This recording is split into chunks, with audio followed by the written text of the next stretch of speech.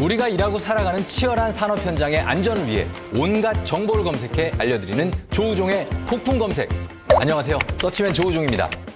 오늘은 작은 글씨로 빼곡하게 채운 신문 한 장을 프린트해 왔는데요. 지금 이 신문을 가득 메운 내용은 그냥 신문 기사가 아닙니다. 산업 현장에서 희생된 근로자들의 이름인데요. 이 많은 희생에 공통된 한 가지 사실은 일을 하다가 목숨을 잃었다는 겁니다.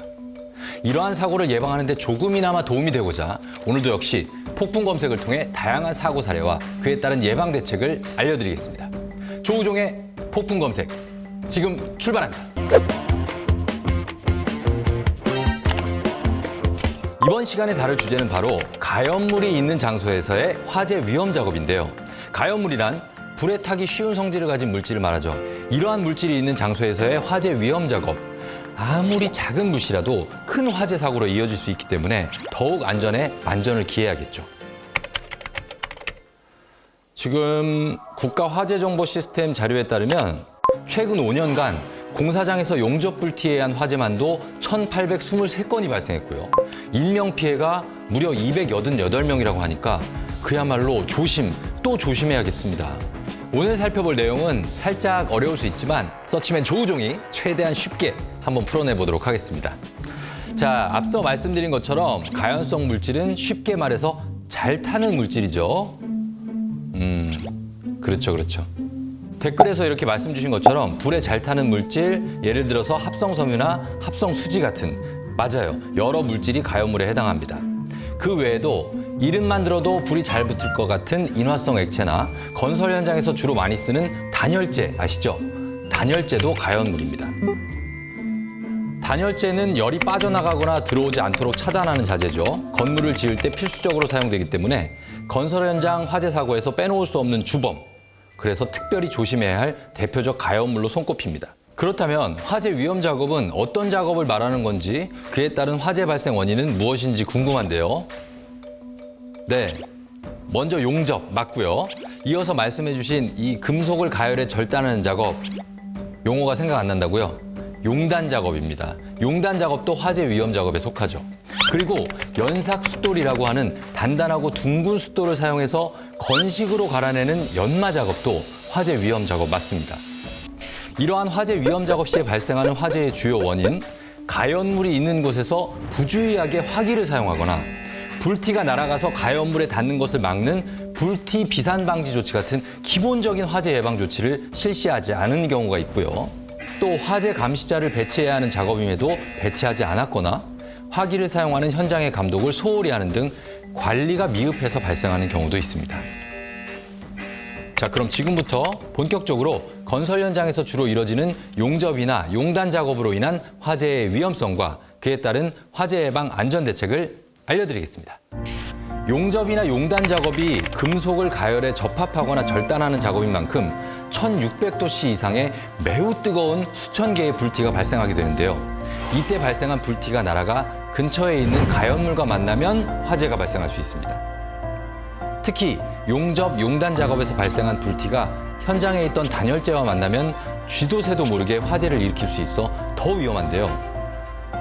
용접, 용단 작업에서 발생한 불티가 단열재 내부로 튀어들어가면 처음에는 충분한 산소가 없기 때문에 조용히 연기만 발생시키면서 타다가 그러다가 일정 시간 이후에 충분한 산소와 열이 쌓이면서 불꽃을 일으키는 화재로 확산되는 경우가 많기 때문입니다. 처음에 조용히 타들어가기 때문에 아무도 모르는 사이에 큰 화재로 번질 가능성이 큰 거죠. 자, 지금부터 보실 사고.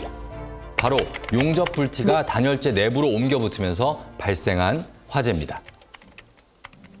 배관 용접 작업 중 발생한 불티가 천장의 마감재 속에 있던 우레탄 폼에 튀어들어가면서 화재가 발생했는데요. 이런 단열재 내부에 불티가 들어가게 되면 앞서 말씀드린 것처럼 소리 소문 없이 타들어가다가 갑자기 큰 화재로 이어지기 때문에 화재를 초기에 발견하기 힘든 경우가 많아서 더욱 큰 피해로 이어지게 된다고 합니다. 그리고 건축 중인 현장의 경우에는 스프링클러와 같은 소방시설이 없는 경우가 많죠. 그래서 소방차가 도착하기 전까지는 대책 없이 구경할 수밖에 없는 경우가 많다고 하네요.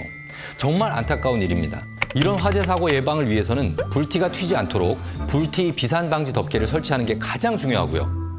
혹시 모를 화재를 대비해서 간이 소화시설, 간이 피난 유도선, 비상경보장치 설치가 필수입니다. 이어서 또 다른 사고입니다. 작업자가 유리탱크 상부에 있는 맨홀 접속관의 아래 부위를 용단 작업하던 중 그 불티가 유리탱크 내부로 튀면서 탱크 내부에 남아있던 유증기와 만나 폭발이 일어났는데요. 당시 작업자가 그 폭발의 충격으로 5.1m 높이의 천장에 부딪혔다 지상으로 떨어져 사망한 사고입니다. 이건 정말 작업 전에 탱크 내부를 환기하고 인화성 가스의 농도를 측정했더라면, 최소한 덮개로 탱크 입구를 덮어서 불티가 유입되는 것이라도 차단했더라면 이 사고는 막을 수 있었을지도 모릅니다. 이렇게 해마다 반복되는 가연물이 있는 장소에서의 화재는 기본적인 안전수칙을 지키지 않아서 발생한 경우가 많은데요. 이러한 화재 사고를 예방하고 그 피해를 감소시키기 위해서는 다음과 같은 안전수칙을 반드시 지켜야겠습니다. 먼저 사업주와 관리감독자는 화재 위험 작업 전 작업 내용과 방법, 안전조치 등을 포함한 작업 계획을 꼼꼼히 수립해야 합니다. 이후 관리감독자는 작업 계획을 바탕으로 사전 점검과 안전조치를 실시한 후 작업 계획에 따라 작업이 진행되는지 관리해야 하는데요. 그렇죠. 화재 위험 작업 전 실시해야 하는 안전조치 바로 알려드리겠습니다. 먼저 근처에 있는 가연물을 화재 위험이 없는 별도의 장소로 옮기거나 방호 덮개로 덮는 등 방호 조치를 실시해야겠죠. 또한 소화기구를 비치하는 것은 물론 작업부 주변에 불티 비산 방지 덮개, 방화포 등을 설치해서 불티가 비산되는 것을 막아야 합니다. 그리고 인화성 액체의 증기나 인화성 가스가 남아있지 않도록 환기를 하고 작업자에 대한 화재 예방, 피난 교육도 반드시 실시하여야겠죠. 또한 화재 위험 작업 시에는 작업 구역을 설정해서 관계 근로자 외에는 통행과 출입을 제한해야 하고요. 11m 반경 내에 가연물이 있거나 11m 밖이라도 불꽃이나 열전도, 열복사에 의해 발화될 위험이 있는 경우에는 화재 감시자를 배치해야 하는데요. 화재 감시자, 작업 중 화재 발생을 감시해야 하고요. 화재가 발생하면 신속히 비상경보 설비를 작동하고 근로자의 대피를 유도하셔야 합니다. 마지막으로 모든 작업이 종료된 후에는 작업장 주변에 혹시나 불씨가 남아있지 않은지 확인해야 하는데요. 보이지 않는 불씨가 가연물과 만나 뒤늦게 화재를 일으킬 수 있다는 거, 여러분 이제 다들 아시죠? 꼭 잊지 마세요.